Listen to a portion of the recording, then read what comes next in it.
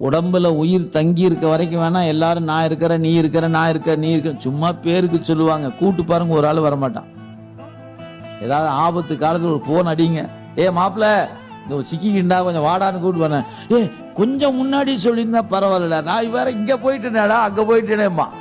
அப்புறமேல கடைசியில கடவுளே என்னை காப்பாத்தியான்னு அப்ப கூப்பிடும் கடவுளை. புரியுங்களா? எல்லாரும் எல்லா நேரம் உதவுவாங்கன்னு நினைச்சிடாதீங்க. மனிதன் உதவுகிற உதவுதல் என்பது தெரிகிற மாதிரியே இருக்கும், உதவ மாட்டான்.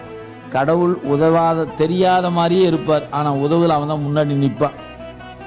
தோன்றா துணையா இருந்தனன் தன் அடியோங்களுக்கே. நீங்க நன்றாக இருக்கிற காலத்தில் அவனை நல்லா நினைச்சிட்டு இருந்தீங்கன்னா நமக்கு எந்த நேரத்துல உதவி தேவையோ அந்த நேரம் வந்து உதவிக்கு வந்துடுவான். ஏன் யாரோ அனுப்பிச்சுடுவான், டே இப்போ என்னுடைய அன்பன் துன்பத்துக்கு போய் உதவி பண்ணு போன்னு அனுப்பிச்சிடுவான். நீங்க வேண்டான்னா கூட அவர் விட மாட்டாருங்க. செஞ்சுட்டு தான் போவேன் அப்படின்னு வந்து நின்னுக்குவார்.